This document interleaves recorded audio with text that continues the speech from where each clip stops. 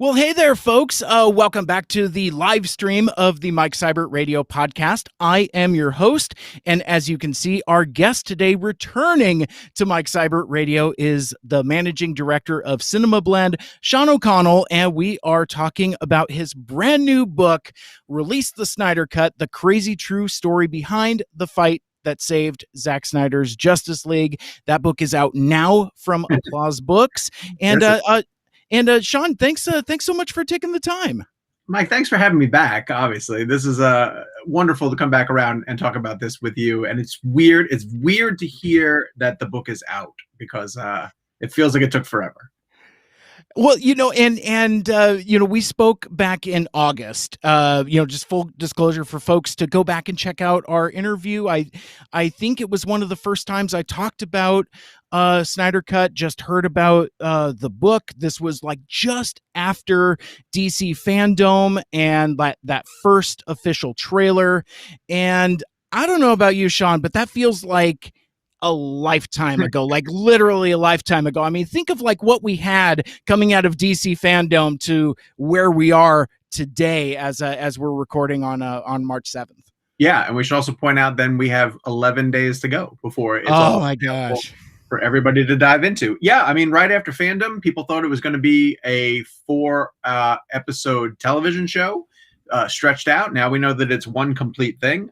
We can confirm that there are 6 chapters because Zack has shared the teasers for it.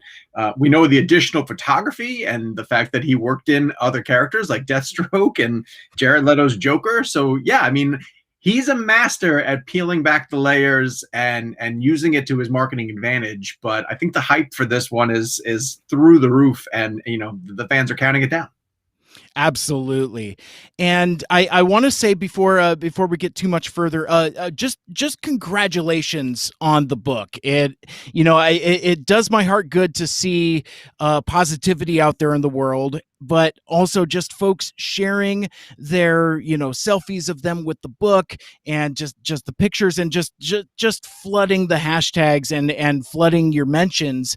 It seems like folks are really gravitating to it. I guess I would like to ask you kind of like what some of the early reactions have been now that the book has been out in the wild for a little bit. And thank you so much for pointing that out. It's been overwhelming, man. There's no other way to really put it. I don't know if this is normal. I don't know what other authors go through. But it's been incredible because, the only thing I wanted to do, the thing I set out to do with this book, the project was to tell the story of the movement, and so ultimately what you want is that the movement is happy with the way that you told their story.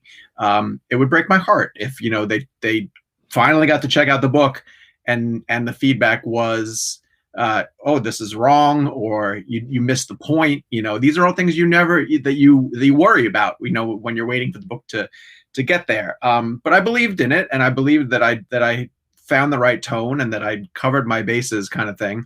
And so to see people in the movement, key people who I know are dedicated to this on a daily basis, sharing messages that they have picked up multiple copies of the book in order to hand out to other people, and to use it as a tool to educate them on what the movement accomplished. Like, that's the greatest compliment that I can get. I have heard some feedback, from people who have really lived every step of this, that said, it's a good trip down memory lane for them. It didn't teach them anything major new because they're the ones I wrote about, kind of thing. But one of the challenges in going into this book was, do I write it so intensely specific that it really does appeal to the members of the movement who I'm trying to teach them new things about it? Or do I step a couple of steps back and make it more accessible to mainstream folk who might have been hearing about, like, what the heck is this Snyder Cut? I thought we saw Justice League. And, that was advice I got early on, and it was smart. I think it was smart to step back and really make this something that a casual person can pick up and learn more about what happened in the DCEU, what happened in Zack's Justice League film, and then to shift gears and get into the story of the movement and the people who fought, for 3 years to do it. So I hope I struck that balance, and I hope it's interesting enough to each person, regardless of what audience you fall into. It reminds me a little bit of reading a biography of your favorite band. So like if you are a super fan and you are involved, you know all of the stories. It's still nice though, but I've heard some criticism of those documentaries of Mhm. like, well, I didn't really learn anything because I already knew the story. But I I'm inclined to agree with your approach, Sean, in that like I feel the book is for me. Like I'm somebody that is steeped in pop culture, but I'm not involved in the movement. I didn't even know all of the players, and even now there's still folks that I don't know and don't know their stories, which which is what um I guess I'm in the mood for positivity, Mhm. and this story more than anything is a positive, inspiring story about what these folks did. And I think I don't know, and we can maybe get into this a little bit later, but I think even now there's somewhat of a stigma attached to the movement, Mhm. like for example that Vanity Fair article that came out very recently. The headline, the tweet for it was, after Zack Snyder quit Justice League, rumors swirled, fans got toxic, and the superhero movie tanked. Now the director tells his side of the story Sure. ahead of the Snyder Cut. Now it's an incredible article, but I kind of bristle when they use phrasing like toxic fandom. Now Mhm. that's not to say that there isn't some toxicity in this fandom. And like I said, we can touch on that if time permitting. But what I'm really enjoying about reading the book is meeting these folks behind the movement and hearing their stories, Mhm. because it's I mean it's a cool Hollywood story about like, well, there was this movie, then there was Hollywood shenanigans, and Mhm. now the original creator has the opportunity to fulfill their original vision and throw in some extra treats as well. It's just a really cool Hollywood story. But aside from that, it's the story of individuals. It's about a movement. Well, I hope what it conveys also too is just the power of fandom, and that it doesn't have to be DC fans or Zack Snyder fans. That almost anybody can almost could pick up this book and get into this story and put themselves in the shoes of any kind of fandom, and Mm-hmm. how upset you would be if a, a highly anticipated film, and for some people a live action Justice League, is really a movie they've been waiting for their entire lives, and to be told it's coming, and then to be told, oh well, the director left, but we're replacing him, and but trust me, it's his vision, and then to get what you got, no matter what it was, like, you know, clearly I can't avoid the two posters over my shoulder. Like, you try to put it in the comparison of like, what if after Infinity War, they replaced the Russos and you were left with a cliffhanger, and then you got a disastrous film in Avengers Endgame.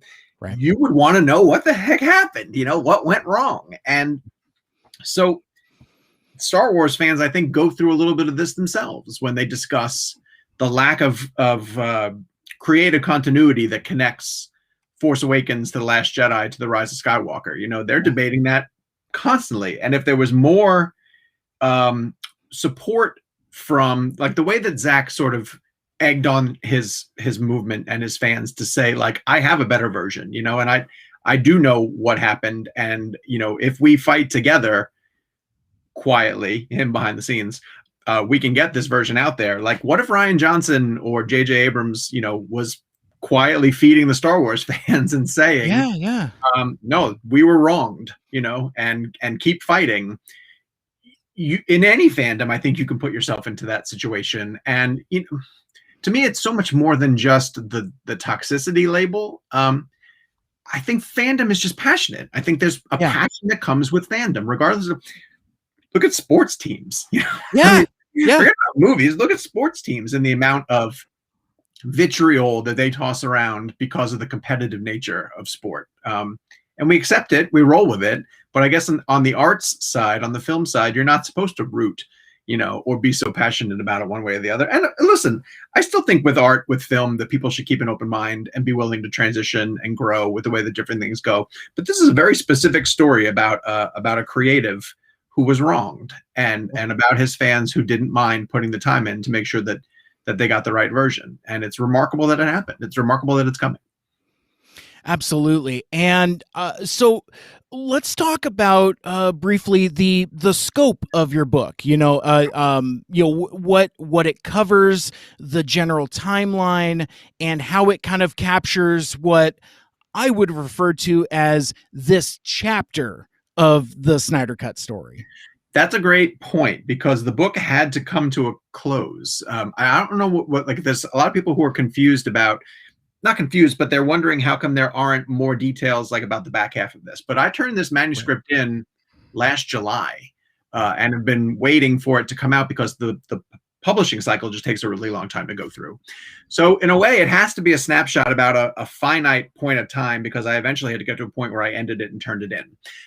It traces the origins of the DCEU, and that essentially starts with like the Christopher Reeve films, the Richard Donner films. Goes through a little bit of Tim Burton's Batman, and it gets into how Nolan got started with his Dark Knight. And the reason we get into Nolan is because he produced Snyder's movie, and ended up bringing him into the fold. And then it burrows down deeper into the Zack Snyder era, which is Man of Steel, Batman versus Superman. And in that, it parallels a lot of what was going on across the street at Marvel Studios. While I don't lean as heavily into Marvel, I felt like it was really important to at least explain what Marvel was doing in terms of establishing a cinematic universe and having a shared storyline that multiple films got into, because I think that's what WB were trying to chase at that point. And we're putting a little bit of added pressure on Zack and Debbie Snyder as a producer to build out a universe that included Suicide Squad as a movie, Wonder Woman as a movie, building towards an Aquaman film. And it kind of meant at the time probably that Zack wasn't able to focus as intently as he wanted to, and just telling the story that he would like to tell. If you look to the way that BVS, instead of just being a traditional Superman sequel, has to introduce a Batman, a Wonder Woman, set up the other metahumans. Like, there's a lot of stuff that's being done in that film in terms of heavy lifting for a universe. Then it covers the period from the time November 17th that the movie came out. One of my favorite chapters in it is a painful chapter, and where I catch up with a lot of members of the movement and ask them just what they remembered about going to the theater and seeing theatrical cut. You got to remember that this is a group of people who really were still led to believe that they were buying a ticket to see the continuation of Zack's vision, just under the leadership of another director. But instead what they got was a completely reworked and watered down and botched version of Zack's story. And they were angered, and they literally, the birth of the Snyder Cut movement really comes down on November 17th of 2017, because people came home and were able to jump right online and start having conversations with other fans of saying, what the hell happened? And they had enough footage in early trailers and the Comic-Con look that Zack had brought to at least say, like, here's the stuff that I know he was teasing. It's not in that movie, and that there's conspiracy theories in film all the time. It's always doing something wrong to somebody else. But these guys had enough proof and enough visual evidence to say that something horrible went wrong, and they started to put the pieces together from that point on. Well, and I want to say that, so we talked earlier that the book is about the fans. So I was wondering if we could talk briefly about, I mean, obviously we want folks to read the book and buy the book, but I was wondering if you could talk about perhaps some of the characters that we meet within your book, because like, I think even after I had talked to you last August, but before I had read the book, I didn't have an awareness of kind of who's who in the fandom.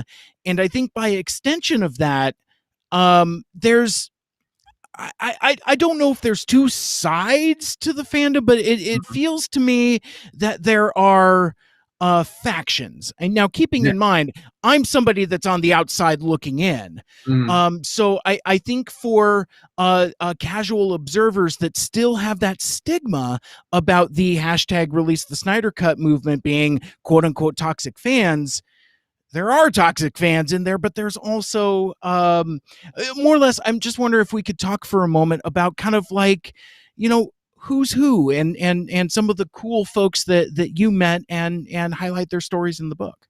absolutely. There's definitely factions, and that's part of the reason why I think it's pretty remarkable that the group stayed unified for as long as they did in order to carry this whole thing over the finish line.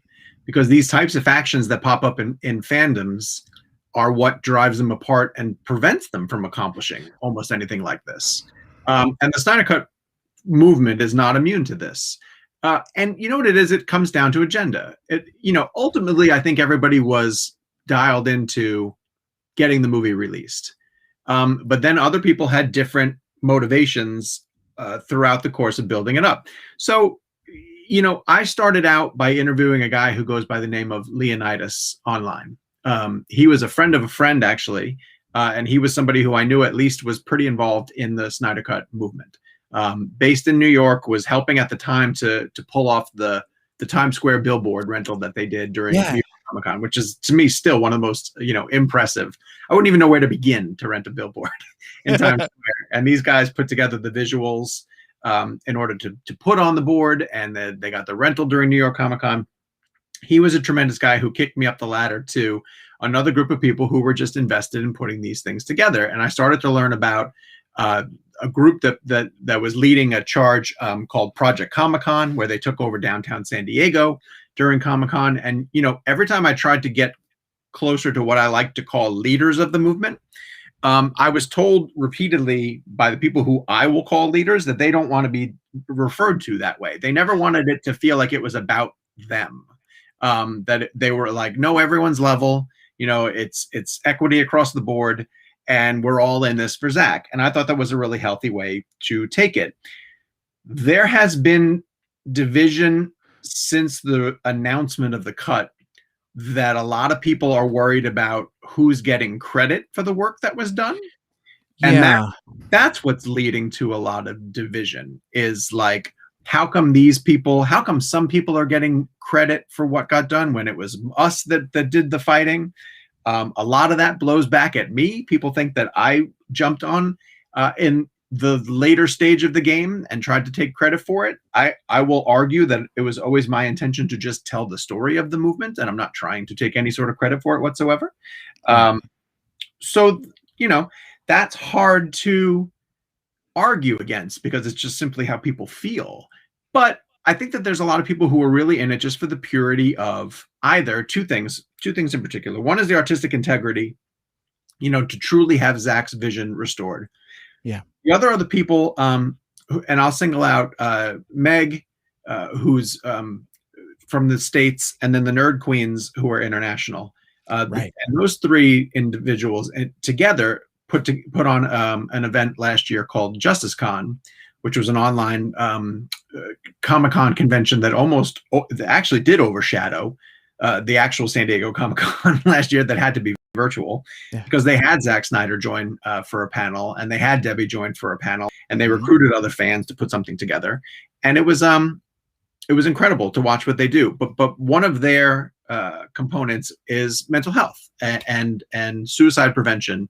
And that is such an integral part of the movement. And so I admire them and leaned heavily on them to sort of guide me through and tell me who best to talk to, because I trusted them and I trusted their opinions and I trusted that their motivations were pure.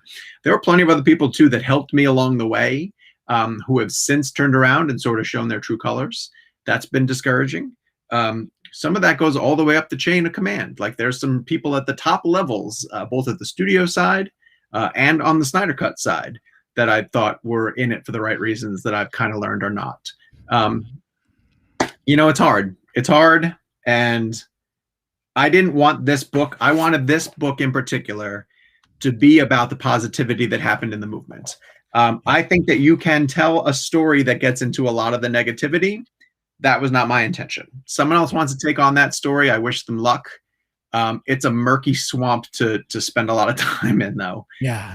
And I think it's gonna make you feel, the more you burrow down into that, it just makes you feel gross. And that wasn't what I wanted to focus on. So Well, and that's why I've appreciated our conversations. That's why I appreciate your telling of the story in the book, and that's why, I appreciate the content that you've done. I mentioned this when we spoke back in August, but you've really turned me around on this whole thing, because like I kind of came into it like, you know what, these are CrossFit dude bros. They're toxic fans, and I mm, don't know if I want to celebrate in their victory. But you told me and told us, just how, like, in this case, like, the movement has literally saved lives mhm, through the charitable donations to AFPCA, and it's incredibly inspiring, and it's hard not to be inspired by that. But one thing I do recall when we spoke back in August, I since then I would go to your Twitter first for kind of my Snyder Cut hot goss, and I remember thinking at the time, I was like, it's only a matter of time before that faction of the fandom starts to come after you. And at that point, it hadn't happened yet. And then when it did, I was like, I mean, my heart sank. I was like, oh, they found him. It's like Marty and Doc in Back to the Future. It's like, I don't know how they found me, Marty, but they found me. Run for it, Marty. And I felt very much like run for it, Marty energy at that point. Still there, Sean? Uh-oh. I think he's froze.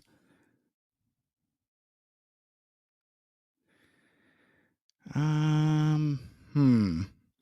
It looks like we may have lost Sean there for a sec.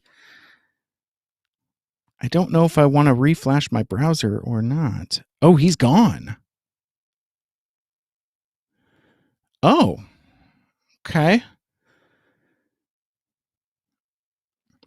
Well, so it appears that we're having some technical difficulties. I don't know if Sean is going to dial me back. Exactly. I'm with Greg. It's like they got him. It was like right as I was talking about, that arm of the fandom coming at him. But the thing I wanted to discuss with Sean a bit, and we touched on it some, was kind of the perspective of gatekeeping. And it felt to me that that's um kind of what happened, is that folks were gatekeeping against Sean because he wanted to tell the story of this movement. And like he had already said, that they um wanted to get their credit or get their clout. From what Sean told me back in August, he wasn't looking for clout. He was just looking to tell the story. He came at it from the perspective of an entertainment journalist, and then got caught up in the whole thing. Next thing he knows, he's part of the movement in a certain way. So it's anyway, go back and check out our interview from August to kind of speak a little more on that. What I did want to ask him though was, I'm sorry, I'm getting scrambled, obviously, because we're having some tech issues. And again, we'll see if Sean calls back. We're actually just about out of the time that I had allotted to him. So this might be the end of of the show.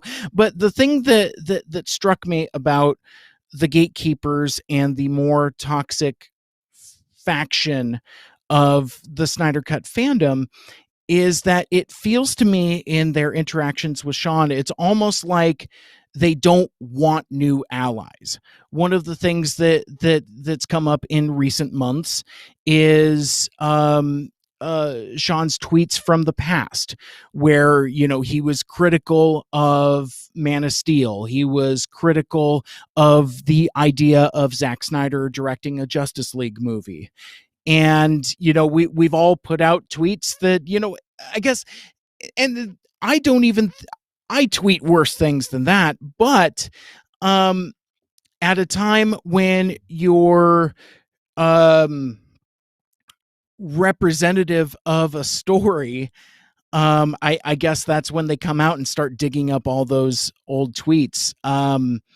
And so those have constantly been weaponized against him. It's like I'm sick of seeing those old tweets. So I don't. It's just really frustrating because it's like the gatekeepers don't want new allies, and I think Sean kind of addressed that way better than I am here. Just in terms of like, it's a minor miracle that the movement stayed as united as it did for as long as it did. So kind of more or less once the release of the Snyder Cut was announced, I could see those factions fragmenting. And everybody wants their clout. I So the thing I was also going to ask him is that this version of the book, released the Snyder Cut, is a chapter of the larger Snyder Cut story, because basically it ends with it being announced as a thing. In fact, he told me back in August that he was given the opportunity by his editor to um, kind of rework the ending and kind of put a button on it. It kind of ended on a cliffhanger. His original draft of the book. Um, and yeah, I 100% agree with my dude Greg here in the chat. You can disagree or dislike Snyder's vision, but still agree he should be able to tell it and finish it. And I told Sean slightly before we started, before we went live, is that I told him, just for the sake of disclosure, it's like I still don't like these movies. I still I'm not as keen on Zack Snyder as a artist for my taste, but that's never influenced my perspective on what the studio did to him. I mean, especially if you read the book and you read the Vanity Fair article, it paints Zack Snyder as a very sympathetic figure. It's also interesting, and this might be context for a different show at a different time, but I have found it as a adjacent ally to this movement. I'm not part of the movement. I'm not an associate producer. I will not virtue signal any of that because I don't want them to come after me. but no, but seriously, I think it's it's hard sometimes because you feel for Zack Snyder, you feel for Debbie, and you feel for the movement, but then the news that's come out about the additions to the Snyder Cut, and um I'm not presenting this very well, but what I'm saying is, like, you know, you I feel sympathy towards Zack Snyder, but then there's something like, like the trailer with the Jared Leto Joker reveal, and you know you put in the line, "We live in a society," and I would be lying to you, those of you that are still hanging out, that I didn't laugh at that, because it's like, and it was nervous laughter. I'm like, is this supposed to be cool? Are we trolling? I don't know, because, like, Zack Snyder's sensibilities isn't necessarily my taste. But I have also found that in a universe as vast as the DC universe, you can have multiple versions and multiple takes. You can say that that Zack Snyder doesn't get Superman. You could say that he doesn't get Batman. But there's other flavors of the rainbow. See, I come to this as a member of Transformers fandom, where every couple years there's a new entry point. So if you don't like the current thing, just wait. There's going to be something else that comes along, and a very tangible example of that is the current Superman and Lois show on CW, and that show rules. Like I in mild spoilers, but in the very beginning, the first couple minutes of the show are basically Clark Kent recounting his origin story. And instead of like a 2.5 hour origin movie, we get like a 5 minute sequence. But one of the things in there, and um I'm not alone in this, but like one of my very favorite Superman moments in the last, I don't know, 20, 30 years is where um Superman debuts in Metropolis, saves a kid from a car falling off a bridge. It's very much an homage to Action Comics #1. The kid thanks him for saving him, says, "Hey, that's a cool outfit," and he says with this biggest, most earnest smile, "Thanks, my mom made it for me," and flies off. I mean, if that like isn't the most Superman thing, but I also feel that folks can have a more mature Zack Snyder version. I I've let go of my saltiness towards that, where it's like, oh well, this isn't this isn't Superman, because that it's been long enough where that cycle has turned, and we've had other versions of Batman, we've had other versions of Superman. So um but the thing I did want to ask Sean is, kind of what's next, because there's obviously much more to the Snyder Cut story, like, the Ray Fisher allegations, the different forms the movie took, what's up with that aspect ratio, and I was going to ask him straight up, if he was going to write another book, because I feel like won't let me back in. The site totally crashed on me. Oh my gosh. Pardon me a moment. Let me I've just been rambling here this whole time. And let me see if I can try to get Sean back here. I wish I can walk and chew gum at the same time, but I can't. So I am going to try to see if I can figure this out. Um, you know what? This is so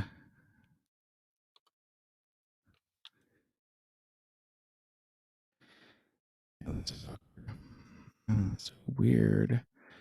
Let me send you the invite again.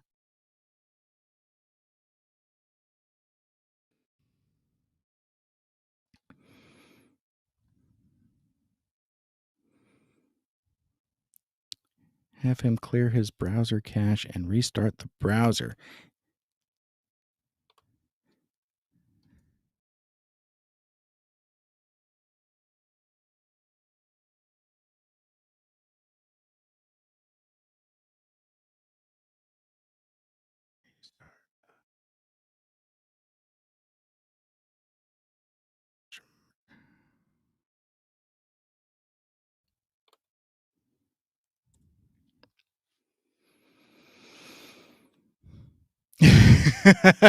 If he comes back on, I hope he has the black suit.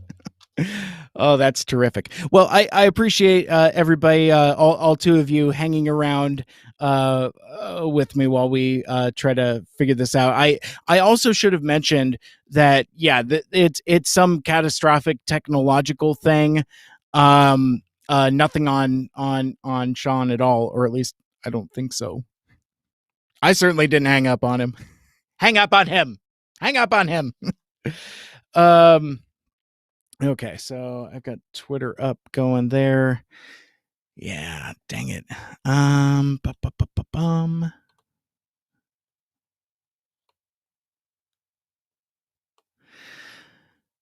Let's see. me find some other stuff here. So, turns out it was Agatha all along. I don't know. I should have saved that line for when Sean actually comes back. Let me see a couple things here. Sean is going to be interviewing Zack and Debbie Snyder later this week, and is soliciting questions on Twitter. If I'll retweet that if you want to pass your questions along. He's Sean has talked to Zack a couple times, visited him on Army of the Dead, and chatted a bit. He's quoted in the book a few times, but I think this is the first time he's chatted with both Zack and Debbie together.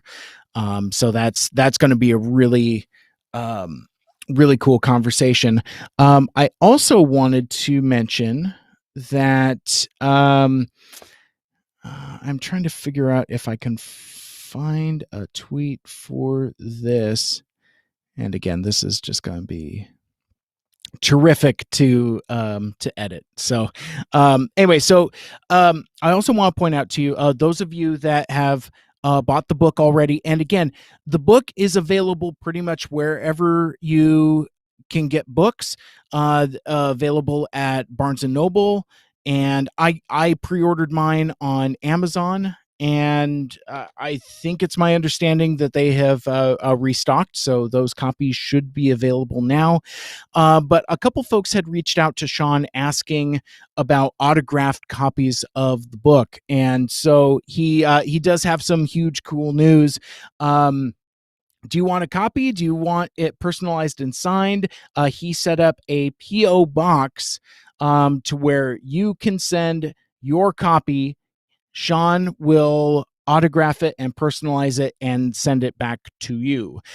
So he has opened up his DMs on his Release the Snyder Cut Twitter account that is at RTSC Book. So if that's something you're interested in, getting the book personalized, autographed, and connected with that would that seems like a cool opportunity. I'm probably going to do that, just because as you saw, he's nothing. Okay. Yeah, I mean, he's a cool dude. He's fun to talk to. And what else? Let's see. He's also working on another book currently, and it's tackling the Sam Raimi era of the Spider-Man movies.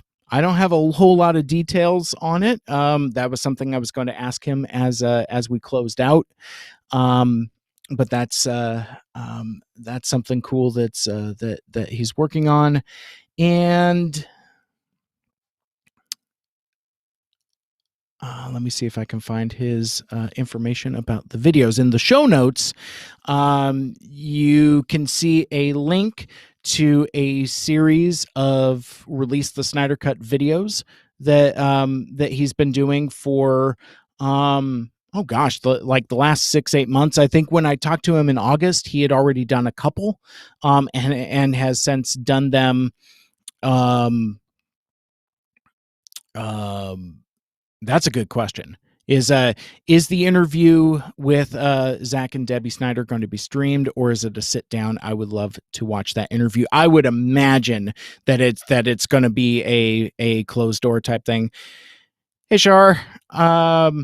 As you can see, I have no guest. Yeah. Technical problems. So you've shown up just about time for me to close out the show, but I was going to tell you folks that he does a series of Release the Snyder Cut videos out on YouTube, and they tackle various things, like each individual character. They do some trailer breakdowns, and even get into some rumor milling as well, like who the secret cameo is going to be at the end of this 4-hour adventure. It's probably Mephisto. So just not doing WandaVision spoilers here. That's terrible. All right, folks. Well, I tell you what I'm going to do. I think I'm going to go ahead and close out, because I don't know if we will get Sean back. If we do, we will resume the live stream. But it's also my understanding that he had another engagement. I mean, I only had him for a half hour, and that time is 15 minutes past. So I don't know if he's coming back. But I'll tell you what, I'll see if I could rebook him, maybe for this time next week. Oh, hey, I finally got my first Twitch spammer. That's nice. Hey, very nice stream. I found this awesome community, social Twitch growth. Just want to share this with you. Check it out. Hope you like it like I did. Kitty sunglasses emoji. See you soon. I will not be clicking on that. Anyway, so yeah, I think I'm going to close out. I am going to see if I can rebook Sean, and we could perhaps pick up where we left off. In the meantime, do pick up Sean's book, Release the Snyder Cut, the crazy true story behind the fight that saved Zack Snyder's Justice League. It's it's a breezy read.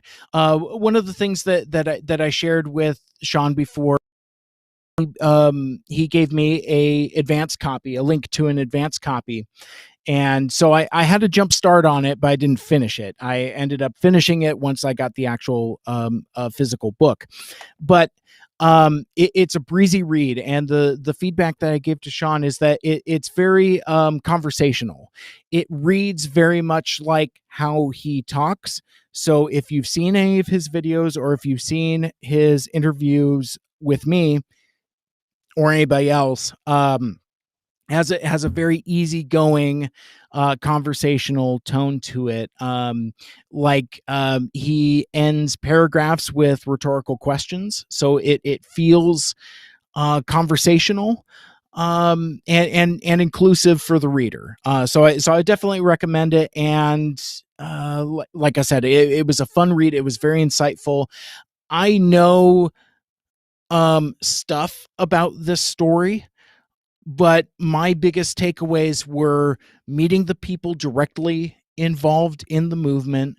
And it's not hyperbole to say that, from the testimonials from the folks in this book, that the movement has literally saved their lives. There are folks that were contemplating suicide, and through their sense of community, focus that energy on helping others. And again, like I said, I have I've not always been particularly kind to Zack Snyder's movies, especially his DC Universe movies. I like Watchmen just fine. I like Dawn of the Dead quite a bit. And I liked 300. I don't think it ages as well, but it was definitely a benchmark of the time, for sure. I saw that more than a few times at the time. But again, like, oh hey, breaking news! I think we may have Sean. You've returned. Man, it would not let me connect for whatever reason. Oh my god! Oh my gosh! I found it so ironic because, like, you know, we were just talking about how folks were initially coming after you on Twitter shortly after our interview in August, and then that's right about the time like you froze and jumped away. So like They yeah, got me. some they got you, and that's exactly what it was. They got him. Whedon strikes. And but it turns out though it was Agatha all along. That's right. Yes. Always play Agatha. Exactly. So all right. So with all of our various technical issues, I know you've got other commitments. What do we have a couple more minutes to wrap up a couple things? Absolutely. Yes. Okay, cool. So let me see, where did I want to, I guess more than anything, with getting back to the quote unquote toxic fans Mhm. and the gatekeeping, it felt to me that though that faction of the, or those factions plural, I'm not sure, question mark, it's almost like they didn't want or don't want new allies. And I would classify someone like you as a new ally. Mm. Basically, you covered this story as an entertainment journalist and then got so wrapped up in it and taken by it that you know you proceeded with your book to tell these fans stories. So I don't know if it comes from a place of jealousy or what, but like I see the folks that tweet at you and your responses to them, and it's just like it scratches my head because of like the outreach that you have done. Again, you've gotten folks like me on board. You know, somebody that doesn't specifically like Zack's movies, but I believe in the movement and the good that they've done. Yeah. Listen, I can't explain it. And you know, I try to take the high road every chance I can, right? Like I try to stay positive. I try to recognize the fact that it's clearly not everybody in the movement, and that the majority of the movement are in it for the right reasons. Yeah. Um, what was I going to say? Yeah, I didn't quite understand. I don't quite understand any kind of approach of, you know, I know that there's a distrust of the media, especially when, as you point out in the Vanity Fair, which of course was a really great article, you know, that they lead with the toxicity. So I do understand that the fan base has a bit of distrust for the way that they get perceived in the media, but I don't think that I have used that. You know, I think you could point to the amount of times that I have celebrated the positivity of the movement and gone through that way. So Yeah. there'll be times too when like there'll be a comment made or somebody will surface, you know, one thing that I said about, you know, Man of Steel or you know, however many years ago, and they'll be like, now I don't know if I can trust him anymore. And I was like, but like there's like 90 other examples of like positive things. And so anytime you Mike, you understand this. Anytime that you stop and try to have a rational conversation with somebody who is irrational, it's foolish. Like you're just wasting your time and spinning your wheels because you're never going to convince that person. You know, so I have really lost the energy lately to even engage with that side of it, because Mhm. for a while I thought I could try to circle back around and explain like, no, no, no. I'm honestly here just trying to tell your guys' side of the story. And then I get met with such resistance that what are you going to do? It's you know, that's an uphill battle, and I don't think I necessarily have to choose it. So Yeah. I try to avoid it as much as I can. I understand, but I would say though that as a casual observer, even when you're snarky, because something we talked about back in August Mhm. was like, you know, I talked about like some of the tweets that Ben Mendelsohn had made like towards Zack, and how Zack kind of snapped at him, and I Mhm. used that as an example of kind of Zack being aggressive. But you pointed out to me, it's like, well, everybody kind of has a breaking point, and you can only take so much. And I feel that, that's how you've handled things. You've been gracious, you've been professional, but I would also say that it always has that positivity. Sure, things get a little snarky, and I smile because I appreciate snark, but but like I said, I think it's under that umbrella of underscoring the positivity that this fan base has done. And um and so yeah, I can't emphasize that enough. I one of the things that I want to accomplish with my shows about this is to kind of knock down that stigma. Well, I also am a deeply sarcastic person, and you can't be sarcastic online. No. Sarcasm does not translate. And so there's so many times that like I do come back with a bit of a snarky reply, and I think it's really funny, and then it gets like the language police come out, and they're like, "What did you honestly mean?" It's like, no, it was a joke. It was a joke. It Yeah. was a joke. Sorry, you can't make jokes online because people really scrutinize your words. Mhm. But like, I grew up with a group of kids who just were like complete wise asses to each other, Yeah. and just destroyed each other. And I'd like that. That's my approach. So whatever. I don't know. It's exhausting. It's exhausting. I hear you. I hear you.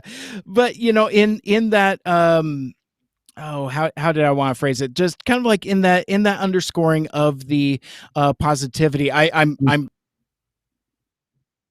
find it when we spoke in August, you had quoted the amount in donations that the Snyder Cut movement has made in donations to AFSP. And I, I I don't remember who it was, but I had caught an interview you did with a different podcaster, and the amount has since like doubled in the time that we had talked in these last several months. And I didn't want us to get out of here without mentioning that specifically, because like I know I have a lot of folks in my audience, and myself also, we all struggle with mental health and with coping. And one of the things that I have found specifically inspiring about this movement is that through this community of togetherness, that it saved lives and done good work. The last figure that I heard, and I'm sure it's been updated since this point, was over $500,000. Yeah. I mean, $500,000 in donations over 3 years to the AFSP on behalf of the Snyders. And I mean, you cannot question the fact that that has provided more therapists, to AFSP, more people who can work the phone banks to be around when people need someone to call and someone to speak to. So, of course, that money has gone to an organization that exists to save lives. You can try to turn that or spin that any way that you want to, but there's just no denying that they've made a tremendous difference. Mhm. And one of the things that I love about the movement too, that people that I've spoke to still behind the scenes that are saying that because this has always been about much more than just a movie, and getting the movie that they wanted to fight. Like, they're not giving up. They're not done raising money for AFSP. This is going to be something that they are still contributing to for years to come, like, because in their mind, the fight against mental health, the battle to make sure that people have the resources that they need in the realm of mental health is not going to go away. Mhm. So they don't want to just be like, okay, we're done with that. We got to see Zack Snyder's Justice League. We're moving on. Like, there's a huge component to the Snyder Cut movement that their reason for fighting was because of mental health awareness and suicide prevention, and they're not going anywhere. So I fully expect to continue to hear, and some of it's transitioning over to the Restore the Snyderverse campaign. And if Zack is able to still continue to make movies in this realm, then that might be something that's bolstered along with it. But Mhm. I think it's tremendous that this is the cause that they have adopted, and they'll continue to do it through merchandise sales unaimed to the people, or suicide prevention walks that take place in different corners of the globe. And so, yeah, I mean, all this stuff is going to be continued to be held in the name of Autumn Snyder, and I think it's amazing. Absolutely, absolutely. So, as we close out, there's so much more to the story. Like we mentioned earlier, this is just a chapter of it. You got the Ray Fisher stuff. Mhm. You've got the different forms that the movie took. Like it was going to be a TV show, then it was a movie, then all of that. And even right now, up to the premiere date, where we're 11 days out, Yeah. uh it feels like there's more story to tell. You gonna write another book? um, maybe. I'll say maybe with that one, because one of the challenges of this book was that it was a breaking news story the whole time that I was writing it. Mm-hmm. And I learned a lot writing a book. And one of the things that I learned was that it's better when the story's done, and then you can sort of go back and revisit it. So there's a lot of stuff that still has to play out. Yeah. With a follow-up book. I've been taking plenty of notes, and when I decided to release a Snyder Cut, while I had covered a lot of that stuff for CinemaBlend all the way through, I never really compiled notes or was documenting this with the intention of writing a book. Now I'm at least documenting things and knowing that hey, I would probably want to include this. But almost every aspect of it, whether it be what's going to happen with Zack in the Snyderverse, or what really happened with Ray Fisher. These are stories that aren't done yet. They still have, and it almost feels like every time we turn another corner on them, it sends the story in a different direction. So I'm going to wait a while. Instead, I've shifted gears and I'm writing a Spider-Man book. I'm writing a book called With Great Power, and it's sort of documenting Spider-Man's run through Hollywood and how he became, in my opinion, the most influential and successful superhero during this golden age of comic book movies. Whether you look at the animated Into the Spider-Verse winning an Oscar, and his transition over to the MCU, and there's a lot of really fascinating stories from the Raimi era and the Mark Webb era to get into, and that's a lot of stuff that's happened already, and I can go back through and talk to people who were involved in those things and put that story together. And then once I emerge from that, I'll take a look at the landscape and see what the Snyder Cut story looks like, and see if I want to wade back into that water. Especially because the follow-up book, I think, would be more, not negative in the way that the other one's positive, but it would have to address a lot of the stuff that came with the controversial elements and the more toxic elements. Because I think that I did do my best to almost glance over it in this first account, because when I did the research, the majority of it told me that toxicity was the minority. And so I really did tell the story of the people who I met who were doing a big difference. But if I circle back around to it, I think I'd have to start to shine a little bit of a light on the people who are in it for the wrong reasons. Let's just put it that way. Sure. I understand. And as we close out, and again, the book is Release the Snyder Cut, the crazy true story behind the fight that saved Zack Snyder's Justice League. Sean O'Connell has been... belongs to Nick Ingram, is the artist who did that cover, and I love that cover. I really like it. It's got some really cool iconic details, and it's perfect. I really enjoy it. I'm so happy for the work that he did. So I saw a tweet, and I talked about this while we were offline.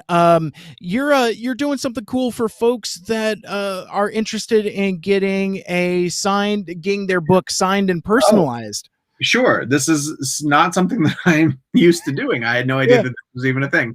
But I have been contacted by so many people who are asking ways to get a signed copy, and that's so flattering. It's beyond flattering. I would love to, in a perfect world, be able to go to a Comic-Con and set up a table and just meet as many people as I possibly could, but we're still in this weirdo world.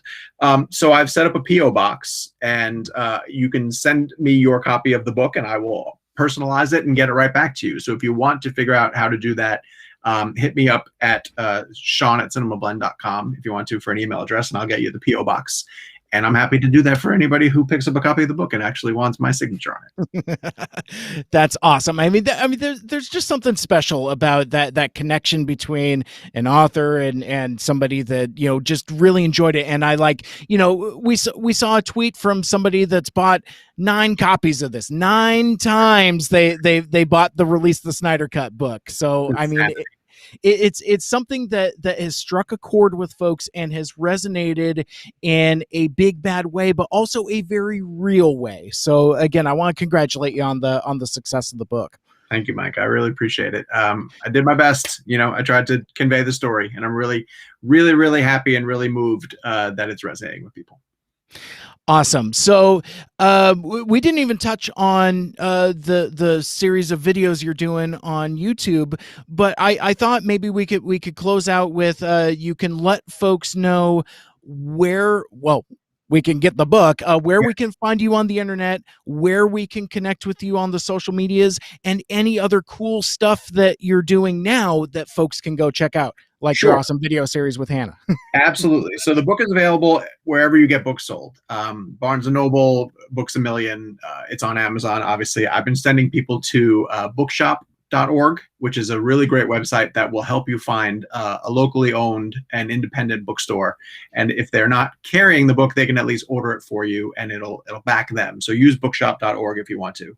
I do a podcast for CinemaBlend called Real Blend, which with 2 of my buddies, and we get some really fun interviews on there. We're kind of a director-driven show, and we like to talk to filmmakers. And we're going to get Zack and Debbie to come on and talk about the Snyder Cut as we lead up to the premiere of it. So I'm really excited to be able to have them on. And then, a lot of people have been digging this weekly series that we launched on CinemaBlend on our YouTube channel, where we break down the Snyder Cut, and we have found new angles to talk about every single week with myself and our head of video, Hannah Solik, who it's been really fun to watch her evolve because she was not a fan. She came in as a newcomer. And so if you go all the way back to the beginning of the videos and watch how she has come along, like now she's an expert, and it's fun to see how much she has come along. And so those are on YouTube. Go to CinemaBlend's YouTube channel. We have a playlist of all of our Snyder Cut channel stuff. So, they do really good numbers, and people seem to dig those videos. They are tons of fun, and they're very approachable.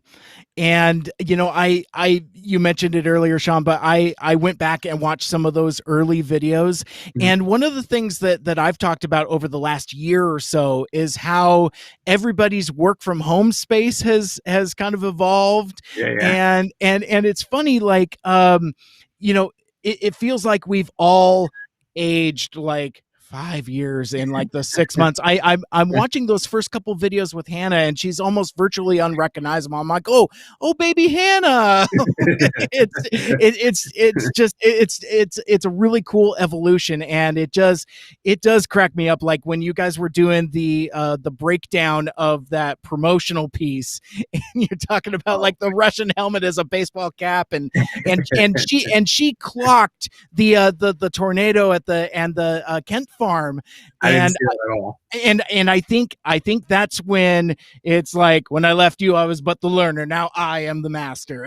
I love it. I love watching her come along like that. If you want to go even further back into Hannah and I working together, she made me, because she is a diehard Game of Thrones fan. She loves Game of Thrones. And through whatever circumstances, I had never watched Game of Thrones until we were heading into the final season. And I happened to mention in a meeting one time at CinemaBlend, I was like, yeah, I always wanted to watch Game of Thrones. And they were like, oh my God, you should watch it and react to it. And I said, yeah, that'd be a lot of fun. Let's do that. But like, we only had 2 months before the last season was kicking off. So they made me marathon the first 7 seasons of Game of Thrones in a 2-month period. And Hannah was the editor on it, and she just had a blast making fun of me left and right, because I did a crash course in Game of Thrones, which is not an easy thing to do by any way, shape, or form. And I had to do analysis on it after each episode, and not knowing where the story was going or knowing who any of the characters were. It's a fun video series to go back and rewatch Game of Thrones with me as a total newcomer, and to enjoy Hannah's edits and the way that she makes fun of me all the way throughout it. So it was a good time. Oh my gosh, I gotta check that out. And Sean, you are always welcome anytime you would like to come back. Like when your Spider-Man book gets cooking, Thanks, man. or if there's an inevitable follow-up, or really if anything you want to promote, my figurative door is always open for you. I really appreciate you taking the time. Thank you, brother. Enjoy your day. We'll talk soon. All right, sounds great. Bye. And that will wrap things up for this week's episode. But that will wrap things up for this week's episode. Thank you so much for listening and watching. If you want to listen to all of my past shows, subscribe on Apple Podcasts, Stitcher, Google Podcasts, Spotify, TuneIn, or wherever the heck else you listen to your podcasts. Or you can check out my full show archive out on SoundCloud, 5 years and over 300 episodes worth of shows there. And come back for the live stream, streaming on Twitter, YouTube, Twitch, and Facebook Live. Like, share, rate, and review the show. Let us know what you think and what you'd like to see more of in the future. Mike Seibert Radio is powered by Poddeck. Special thanks to Dave Sanders for our production elements. For Mike Seibert Radio, my name is Mike, and until next time, tell all or one, wear a mask, wash your hands, and for goodness sakes, make good choices. Good night. I'm gonna hit this end stream button. Oh my gosh. Thanks for being patient, folks. Really appreciate it. The podcast will take a slightly different form. I'll do some clever editing, but this will drop on Wednesday. And until next time, make good choices. I already said that. Goodbye, Internet.